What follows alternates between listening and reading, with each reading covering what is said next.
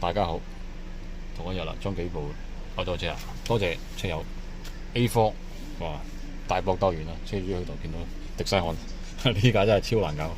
咁而家完成好咗啦，都係我哋一條線都唔剪嘅情況，亦都係用我哋呢個最高等級嘅主機啦，我哋嘅685 CPU 係啦。咁呢個 A4 專屬嘅，咁啊一條線冇剪過，駁通晒原車。原車個系統，原車系統係雙切換啦，播佢自己嘅收音機又好，乜都得嘅。咁啊倒車啊，咁全部都有齊。咁呢個系統我就唔講啦。咁我哋出翻我哋自己系統，有呢啲顯示翻原車狀態、行車嗰啲嘢啦。咁啊 YouTube 啊 Netflix 嗰啲隨便你自己裝。咁我哋呢啲聲，原車出聲，原車收音機乜都 OK。打電話雙藍牙。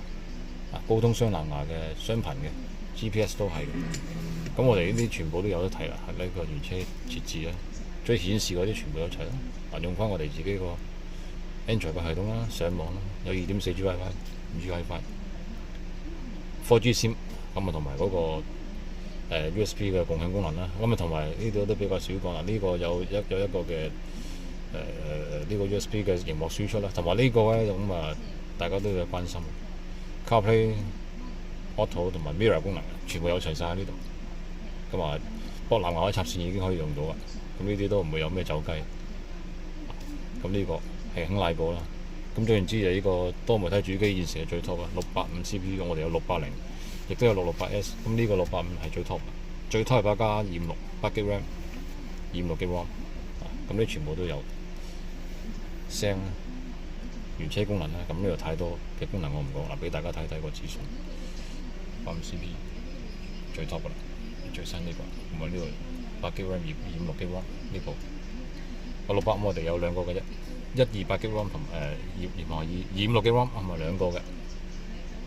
咁啊680就有兩個，4GB 64同埋8GB 128，咁又唔一樣嘅。咁啊歡迎大家喺度選取啦。咁呢啲話全部都 OK 啦，聽歌啦。睇片啦，雙分割嗰啲全部都有啦，即係呢啲我求其示範一下。咁至少大家開咗啲功能出嚟啦，喺後台嗰度你咪可以做孖分割咯，即係咁樣樣咯。視乎佢自己個晶片嗰度睇下點樣選擇個比例啊。咁呢啲唔掂咪拉翻出嚟，亦都係黑 mon 啦。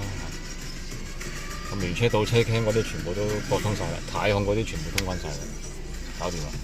嗱，如果查詢歡迎預約 ，thank you。